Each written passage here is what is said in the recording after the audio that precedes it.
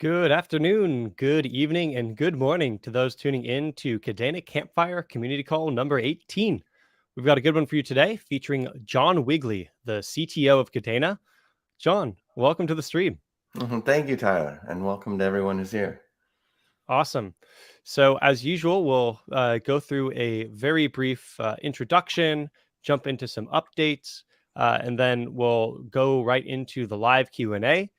So, hello to everyone that has already been on the stream, waiting for this to go live. That is awesome. Um, really cool to see the engagement as always. Please ask questions, and we'll get to as many as we can. We often get to a lot of the questions that get asked earlier in the stream more than the questions that get asked at the end. So this is always a great time to ask questions and to just say hello or what's up. All that engagement helps us get users here and helps us spread the great Kadena word. So for those that don't know, I think I may have said it briefly, John is the CTO of Kadena. He has a strong background in the programming community. If you missed the AMA we did with John a couple months ago, you should definitely go check that out. But the brief of it is John was a core maintainer for one of the most popular development environments and editors called Emacs for many years, and has a strong Haskell background and has a wealth of knowledge that he brings to the team. And it should be a really, really fun conversation. So thank you for tuning in. And we're going to jump right into some Kadena updates. And we have some pretty big ones for you here today. If you happened to have missed them, I imagine many of you already saw this. But first and foremost, introducing Marmalade V2, empowering the future of NFTs. So you can check out this Medium post by Hikun that goes all over what the future of NFTs looks like, including some really cool things around concrete policies, immutable policies, adjustable policies. So awesome article for anyone that is a developer who just wants to know more about where NFTs are headed in Kadena. So that's the first piece of big news. Number two, certainly not least, but on the NFT train, DNA Tech assisted with the world's first quantum secure cross-border e-trade transaction. Shipment was tracked in real time with IoT devices, with the info being minted by DNA onto an NFT using Kadena's blockchain. So that's pretty wild, pretty cool.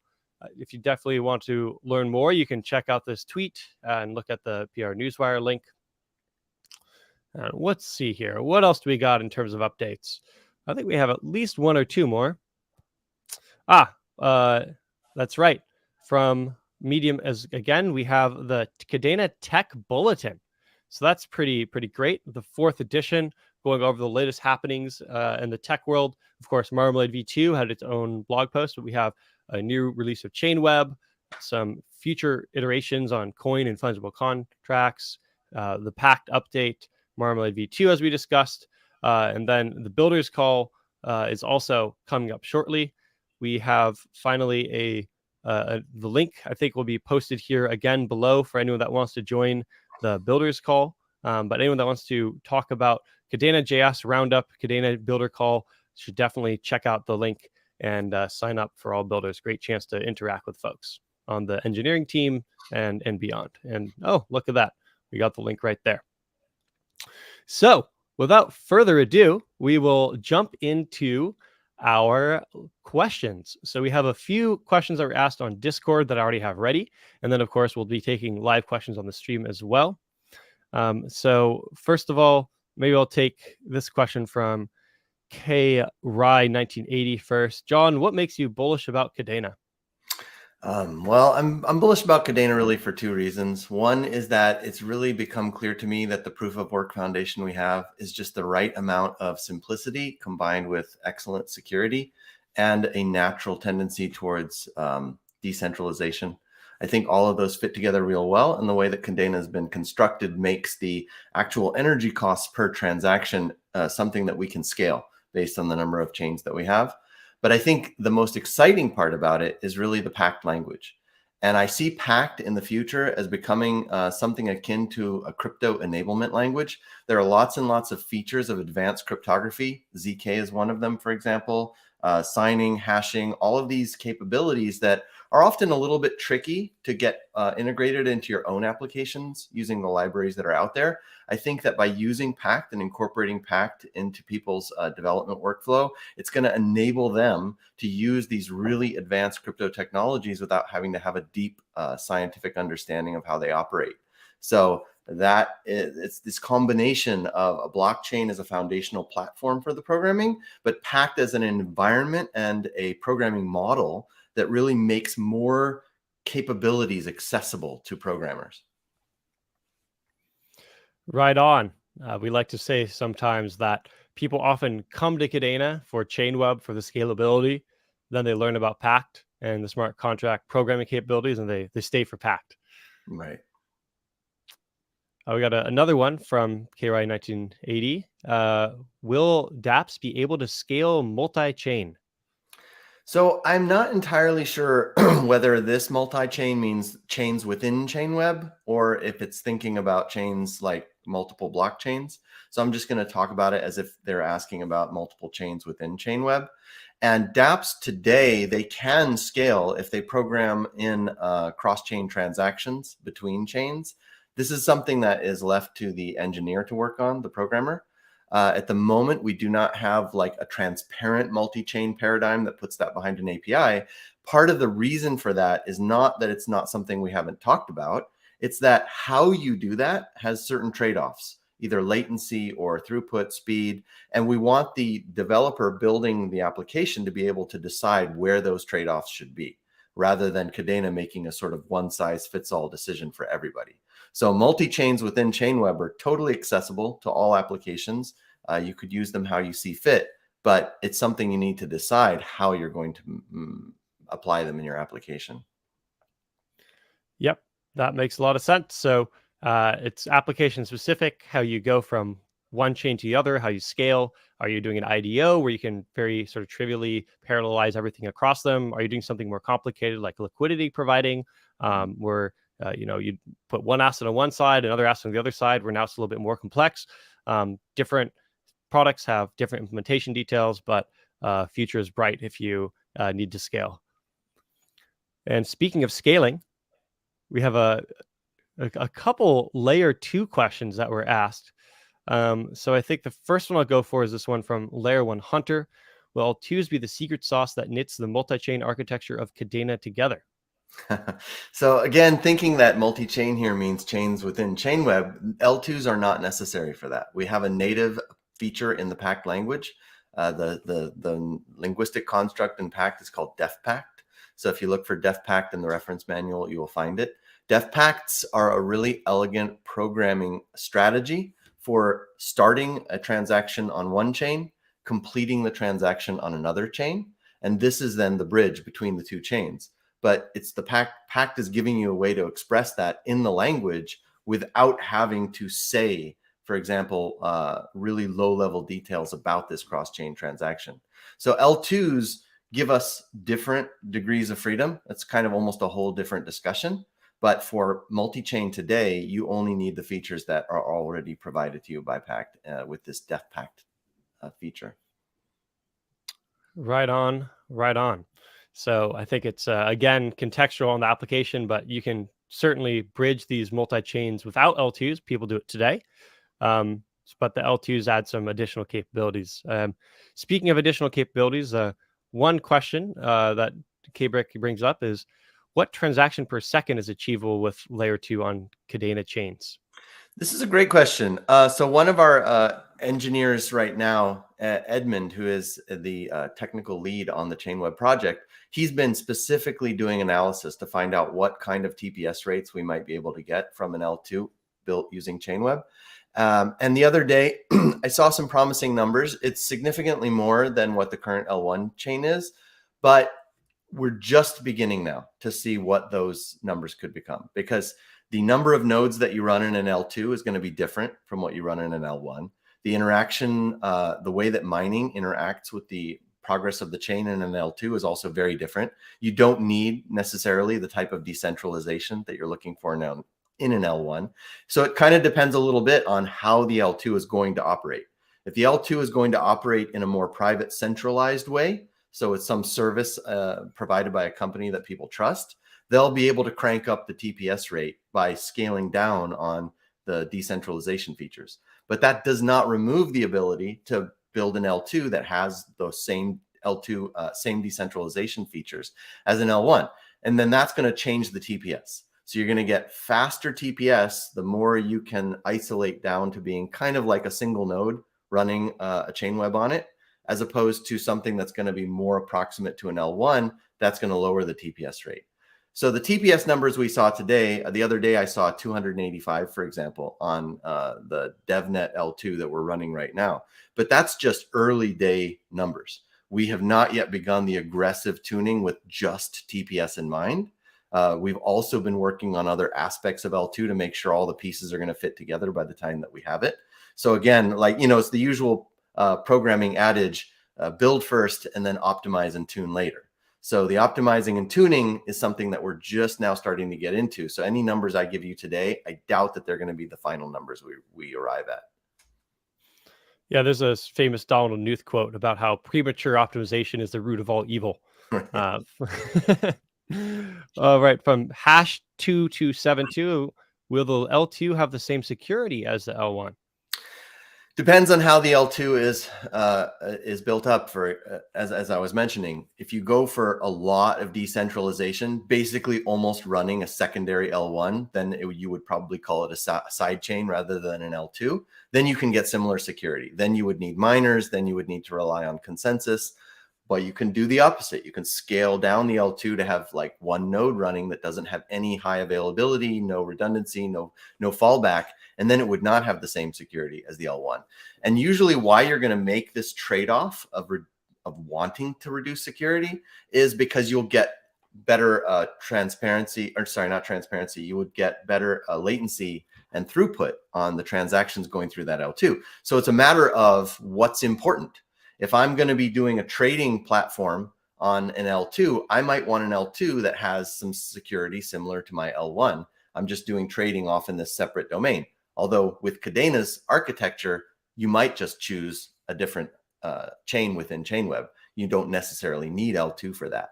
But if I'm going to write a gaming platform where I want assets in game to be rapidly transacted as the game is being played, security is not the critical factor there. These are just people playing a game. If things go down in one session, all the assets get lost. That's not the end of the world. So then you can scale your security down in order to bring your latency, improve your latency and bring your throughput up. And then you clear some of those details that are coming from that L2 over to the L1 at intervals that make sense for the game. So the nice thing about L2 is that the security question, the performance question, they don't have one answer. The answer gets to be tuned to the application that you're building. Right on. Wealth of information there. Jumping over to some meta stuff from the stream.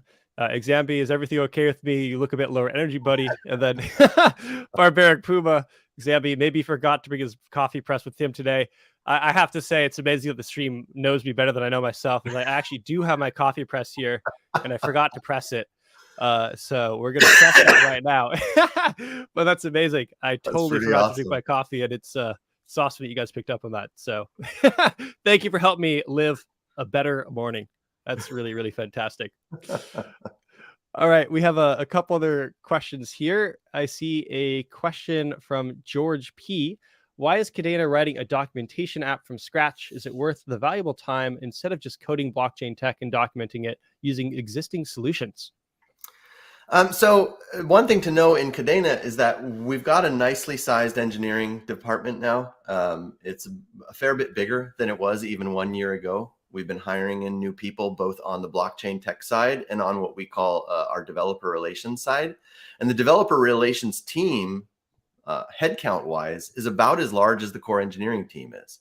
So it's not just that everyone in the company is able to work on the blockchain tech and is choosing not to. It's now we have specialized divisions. So we have one division that is just trying to really hone in on the right messaging, the right documentation accessibility, the right search features, in order for the users of Pact and the users of Kadena to really get the information they need well. And we look to those existing solutions, of course, to get inspiration and find out what we want.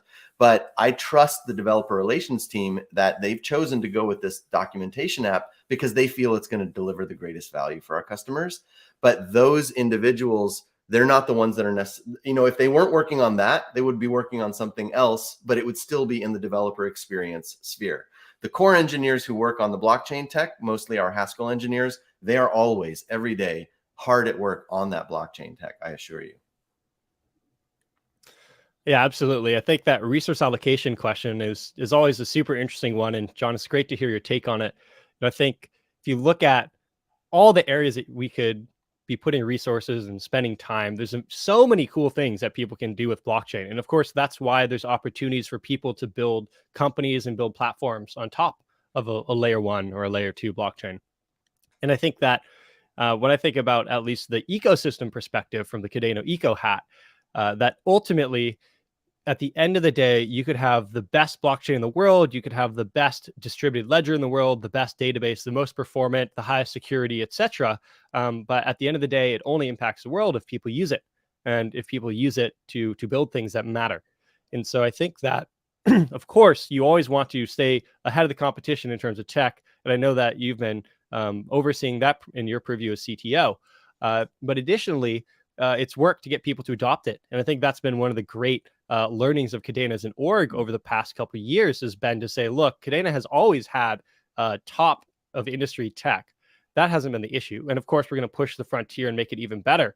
But the big challenge has been to say, hey, how do we get this in front of the builders that matter? How do we help people build applications that matter? And I think that's been this really big shift over the last 12-ish months has been around navigating that shift and bringing more and more developers and applications online. So I'm personally really, really excited to see all that investment in the documentation, whether it's Thomas Honeyman's work or Randy and his team's work, and now Kadena.js and all the JavaScript push. There's so many developers that are going to be learning about Kadena through that JavaScript work in the near future. Right. And we really felt that this was such an important area for us to grow in that Randy, who was managing that group, we named him our chief experience officer just recently because we recognized that we need a whole division focused on just advancing that part of our company. Absolutely. All right. I see there's a couple earlier questions that I have not gotten to yet. So when KDA native stable, we'll just say it's being worked on by several folks on the BD side for sure. So we understand it's a high priority. Any update on Ledger? I don't have an update for you right now, other than that it's in audit. But I will ping someone on the team to see if there's anything I can say differently the next stream. Right. And on that, I will say that on the technical side, everything is in place. We are waiting on Ledger to finally approve, but we have put it through an audit process. We put it through a review process. I have actually used it on my own machine to trade KDA on mainnet, so I know that it all works. As soon as Ledger gives us that clear, we should be able to get into the App Store, but there's no telling when that is going to actually happen. Yeah, so actually you could consider asking Ledger when Kadena. That's what we need. That's what we need. Yeah. Honestly, that would probably help move things along faster than asking us when Ledger, because we're all super aligned on wanting that done ASAP. Okay, and then from KDA Miner, can you guys provide clarity on what smart wallets are and why that's such a big focus for Kadena going forward?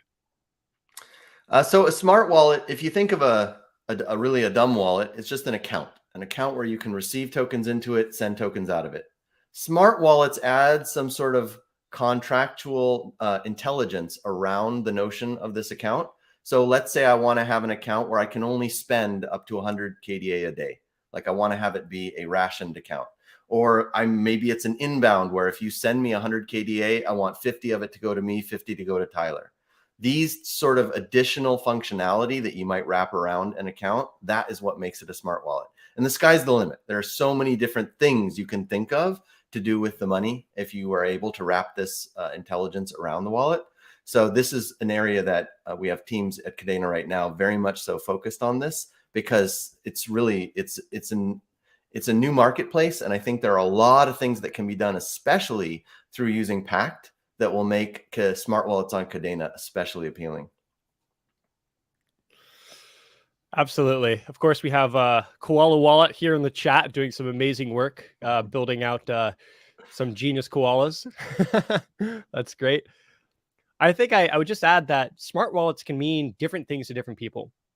And so I think there's going to be people that execute different visions. But one way I've kind of been explained or thought about it is, yesterday the story was about how you could have a Chrome extension in your browser and you could use that on arbitrary websites to sign crypto transactions. And that was useful as a way of getting started. It certainly was better than a command line tool, signing something and then submitting some JSON blob to a server. But it's kind of a jank experience. And for many of us that do our banking on our mobile phones, it's kind of shocking to use a browser extension. And then, the kind of state of art still for using MetaMask or some other browsers in your phone is you have a web browser integrated into this app. That kind of sucks. And then you can sign transactions through there. It's still a very weird experience. And so if you can provide a more smooth user experience for how to interact with Web3 and dApps, that starts to become more of a smart wallet. And something we talked about with the Honeyman conversation actually last week is how something that's quite unique about Kadena is these low-level primitives, like having multi-sig baked into the protocol, and how on some ways more and more of a smart wallet functionality can be actually put on the blockchain as opposed to needing to rely on a centralized server. So John, maybe if I could just peel back the layers of the onion a little bit more on this question. Sure. What makes Kadena special in terms of enabling smart wallet features with protocol level support? You mean in terms of it being in the browser? Oh, I mean in terms of I don't know, like let's say guards and being able to sort of like let's say you want to have a savings account that has withdrawal limits and a checking account that has no withdrawal limits or whatever. Yeah, it's just going to be the ease with which Pact lets you express those types of things and associate them with the account. I mean, you were showing Marmalade V2 just at the beginning of this call. In a lot of ways, Marmalade V2s are smart NFTs in sort of the same way, because they allow policies to be associated with them very dynamically that govern how they can be traded, how they can be bought and sold, what kind of royalties get paid, when they're transacted. Like wrapping this sort of logic around the asset in the NFT case is what makes Marmalade V2 so attractive. Now we're wrapping it around the KDA or token case with a smart wallet, where the guard can say, I only want money to be spendable from this account if it's been signed by this many of my keys, for example, or I want it only to be transacted on Fridays, or really the sky is the limit what you can imagine in expressing that logic surrounding the asset. Right on. So I think that also answers distribution's question right here about examples about what Pact can do for smart wallets. So that was very timely. Let's see here. Well, distribution will give you a second one. Let's see here. Oh, sorry, I just lost the question. We'll jump back up and go chronological order. What do we got here? And if no one's thinking of it, I'd love some questions on zero knowledge. Right on, right on. Question from Kadena Ecosystem. How did your experience with Dfinity help you in your role with the Kadena team? What made you make the move from there to Kadena? Oh, a personal question. I appreciate it. My experience with Dfinity was really my introduction to programming on blockchain. So I learned a lot of what I know about how blockchains operate, how the programming models on top of blockchain operates from being at Dfinity and helping them build their chain. First, we wrote that chain in Haskell in the early days, and then there was a conversion over to Rust. All of that very interesting, kind of gave me some insight into what it takes for a chain to really run successfully. The reason I made the move from there is just they grew to a large size and they were moving along pretty well. And I started asking myself, how can I have more impact in this industry? Because I believe very much in the blockchain proposition. I think it has a lot of social value that's going to become more and more apparent as the years go by. And when I was talking to Stuart at Kadena, he made me realize that Kadena's got a lot of growth opportunities right ahead of it. And that by moving to Kadena and putting my energies there, it kind of like diversifies my personal investment of energy into the blockchain space.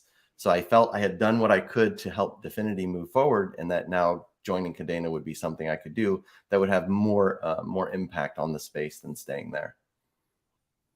Right on. Thanks for that. That was a great answer, and honestly, a decent bit of professional advice for folks in general. So appreciate that. See a question from New Type. Can we see the Kadena team reach out to EDX Exchange, new Wall Street crypto trading platform releasing?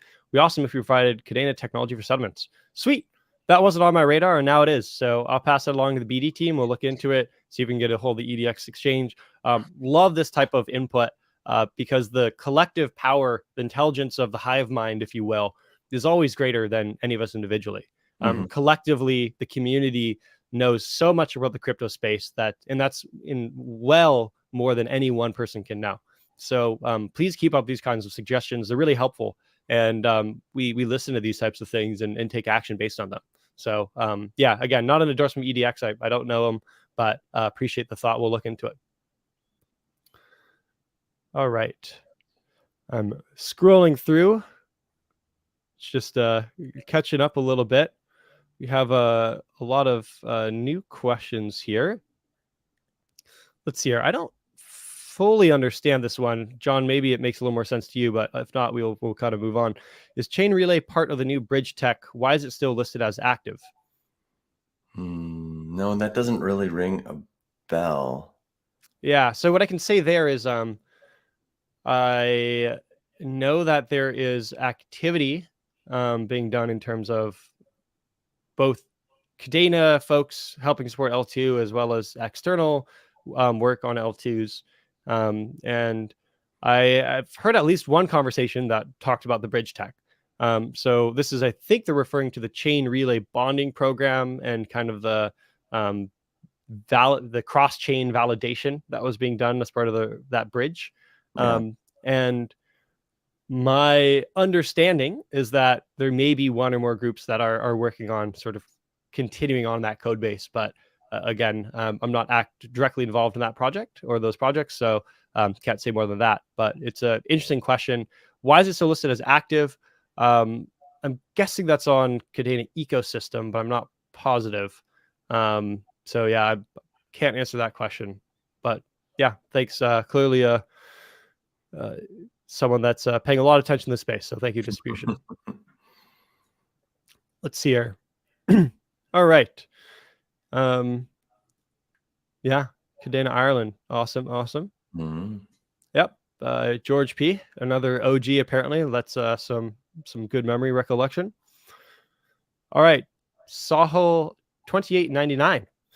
Why did Kadena choose Haskell over Rust to write blockchain? Or to reinterpret, what are some advantages of doing something like this in Haskell over Rust?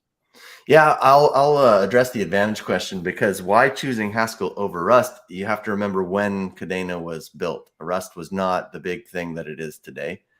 That's also kind of why Dfinity didn't choose it to begin with either, because when these chains were getting started with their development, Rust was a bit new, just coming over the horizon. Now it's a little more established and a much more sane choice for management to make for implementation. But I think we would still choose Haskell today. And the reason why we have been enjoying Haskell so much is that it gives our engineers tremendous leverage.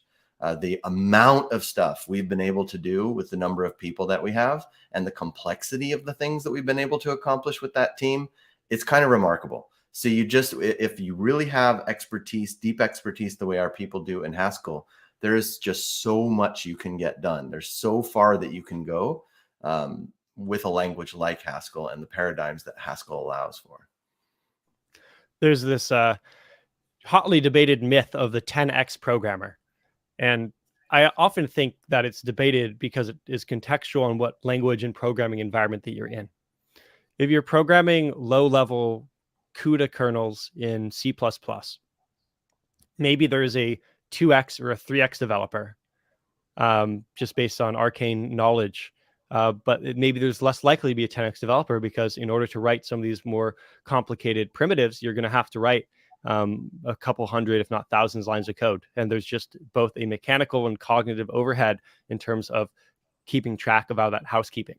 Mhm. If you're a Python programmer, maybe it becomes a little bit more realistic that you have like a 5x programmer or a 4x programmer, that here you're in a higher level language and knowledge of different libraries in the ecosystem, ability to write code in a clever fashion that is more bug-free and concise and expressive, becomes more potent, more powerful. People can become a lot more productive.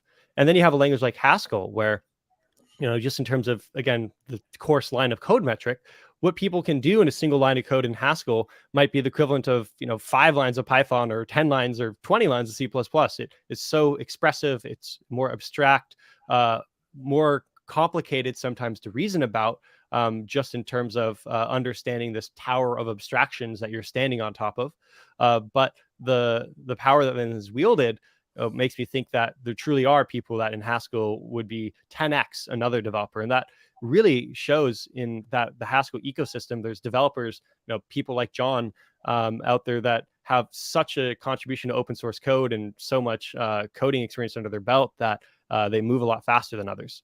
And I think, if you look at like the Haskell package ecosystem, there's a very long tail in terms of a small number of developers that maintain a massive number of packages. And we're fortunate to employ a number of those top developers at Kadena. And in Python or JavaScript, that's less common. People tend to contribute to a smaller number of packages and maintain those. And so in some sense, I think this productivity angle is, if you have top talent and you are able to invest in a platform and you're in an environment that can take advantage of these primitives, then Haskell makes a lot of sense.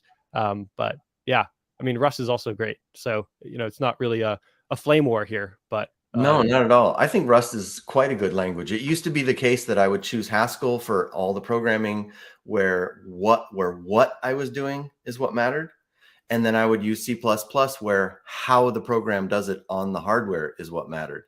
I've now swapped out C++. Rust is what I use for that. However, how many times did I use C++? Almost none, because the kind of stuff that we do, it matters what the program does. Are we getting the right answer? What is the meaning of the system that we're building? Haskell is beautiful at isolating and focusing on that part of the problem, because if you're building something like a blockchain, the way that blocks move, they progress from block to block. You want it to be absolutely correct. How it assembles those blocks, how it moves the system forward. Going to Rust, could you get like 100 milliseconds faster on block progression time or something? Yes, probably you could, but that's going to be swallowed up by the latency of the system as a whole. So the actual dynamics of the blockchain environment and the amount of latency you have built in due to consensus and waiting for information to propagate around the network, it sort of relaxes the constraint a little bit and allows you to choose a language like Haskell, which emphasizes correctness over behavior. Super interesting. John, I would love to just talk your ear off about this topic for like an hour plus, but for the sake of our non-technical listeners on the stream, we'll jump elsewhere. So Kadena ecosystem, thanks for this clarification. Chain Relay is not on our website, but is still listed on the official Kadena website under the ecosystem tab. I'm sure that this will be updated with the new version of the website coming soon. So I almost, as you could tell, defaulted to Kadena Ecosystem's website because it's superior to our website in terms of listing projects. So Kadena Ecosystem, thanks for everything you do in terms of monitoring and sharing and keeping community updated about projects and who's building and who's active. Really, really fantastic service to the whole community. And if you haven't looked at that website yet, you should definitely check out Kadena Ecosystem, as it's an awesome purview of the system.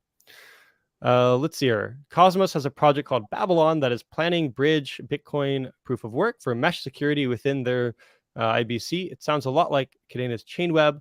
So could we just offer KDA services to Atom's IBC? So it sounds like there's a couple questions here. It sounds like it's largely a bridge question. John, do you want to take a stab at this? Well, so Chainweb does not do bridging with other networks. So Chainweb is an assembly of, it's a collection of chains, but while they are distinct and they have their own transaction progression rates, they're also connected so that any chain after, say, 3 blocks have occurred, any chain can see the history of all the other chains. And this is what allows us to support cross-chain transactions with so much native security. None of that has anything to do, though, with bridging between chains. Right now, when we're looking at L2 technology and ways that we might connect to other chains, we've been looking at it from the point of view of superior technologies like zero knowledge in order to allow us to retain the level of security and correctness that we have when you're operating within Chainweb, and sort of extending the Pact programming model so that it could actually reach out and connect you with other chains. But we haven't been discussing bridging. Like bridging is a technology that has demonstrated so many hacks and so many security failures that these gaps where you have to trust that nothing untoward happens in the gap, that's something we don't want to bring into our ecosystem. We want to make sure that there is cryptographic security between all connecting points of a system.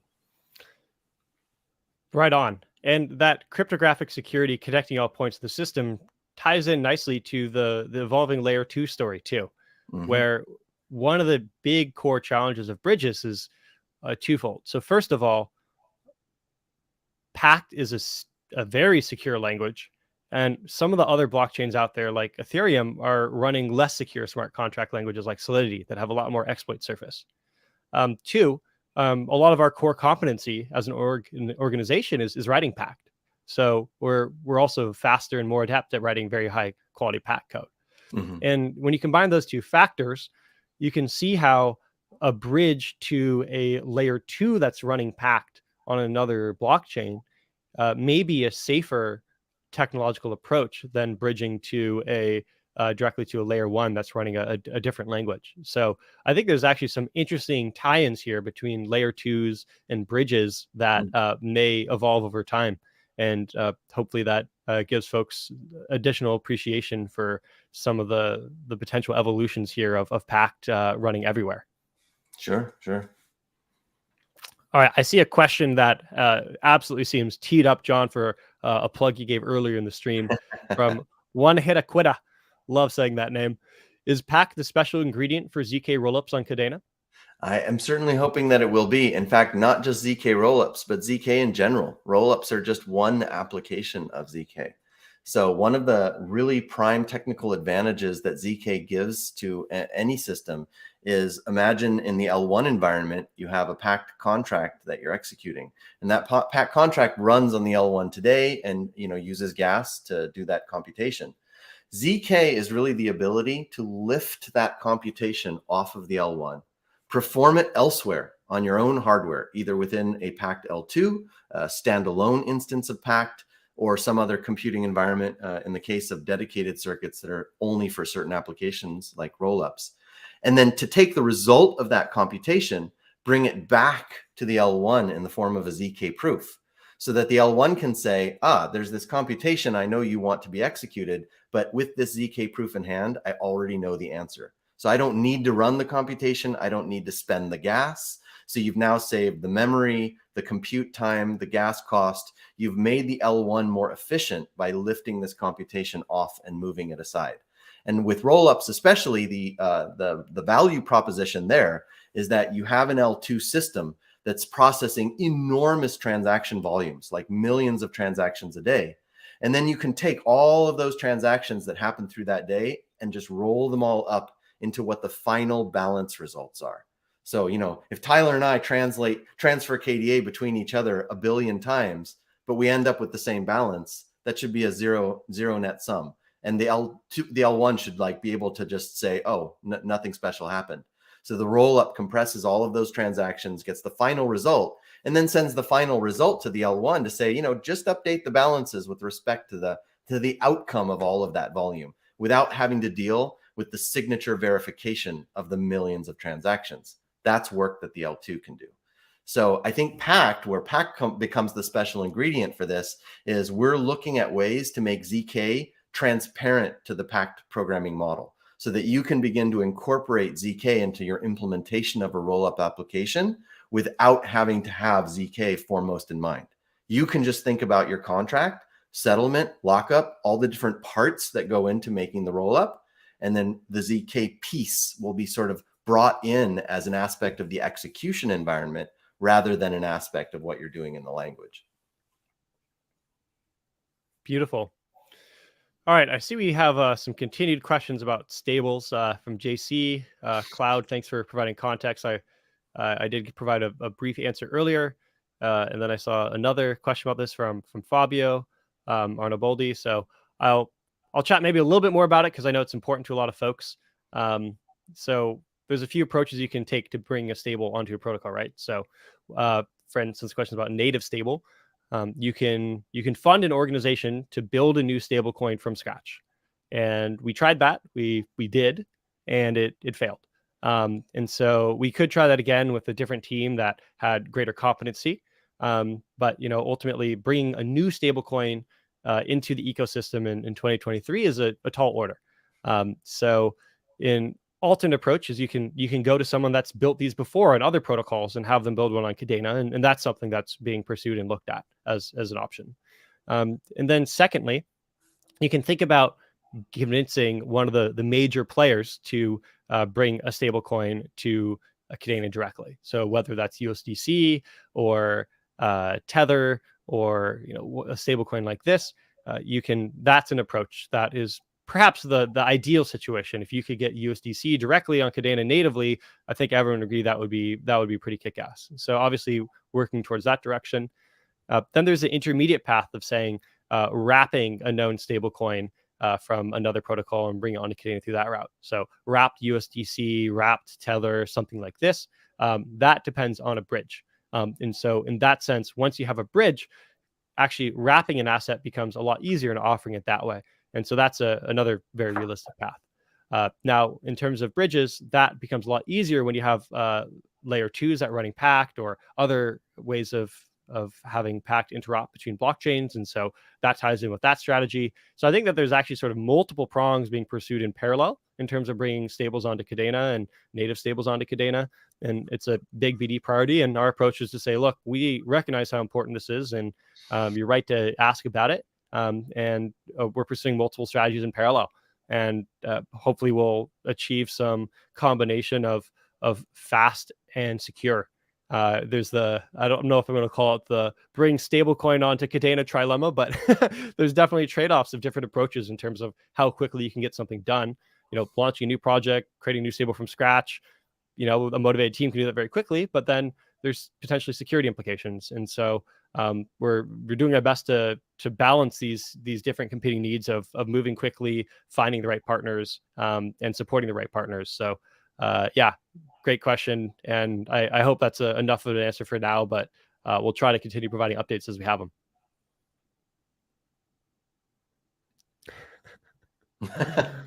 Yeah, love these chats. They're always so fun. Can I throw in a comment unrelated to anything else, Tyler? Please, John, go for it. Since I've noticed some stuff brought up by George P., I just wanted to call out George P. and all the other people who have been serving as moderators in our Discord community and in our Telegram community, just with a big thank you for all of the time and the effort they spend making sure our users know where to go to find information, helping them out with their questions, and their just complete patience and willingness to spend that time and work with our community. I really appreciate that. So I just wanted to call them out. So if you see them, say hello. Don't be a stranger. From the heart. Love it. Yeah, absolutely blessed by having this community of folks with us. And I think that's what makes working in this project, in this space, so exciting, is knowing that we're building things not just for our own intellectual satisfaction, edification. We're building things not just for the builders out there that will then use the technology, but we're building things for our community and this amazing group of people that have come together and built community here with Kadena and believe in the project, believe in the ecosystem, and are supporting it, whether it's supporting it by tuning into this live stream, whether it's supporting it in terms of interacting on Telegram and Discord from people that are moderators, that are community evangelists, and putting in the work there, to people that are simply just tuning in and interacting with fellow Kadenians. Right. That's so key and definitely what keeps us all here. So thank you everyone for your support and for coming in at the ground floor, as One Hit Aquita has said so eloquently. Right. Yeah, and for me personally, I see real social benefit potential in this technology. mean, there are things that get done with blockchain. There are ways that all of this crypto gets used that maybe don't reflect its best inherent qualities. But I wouldn't be sticking around if I didn't see that there were some real benefits in the future for this stuff. So I like to see the better parts of the community evolving around this tech to offset some of those negative factors that sometimes cause people to give it a side eye. Right on. So I think with that note of community appreciation, we'll end the stream here. But once again, just want to thank everyone so much for tuning in, and we'll catch you next time on Kadena Campfire Community number 19. All right. Be well, folks. Bye-bye.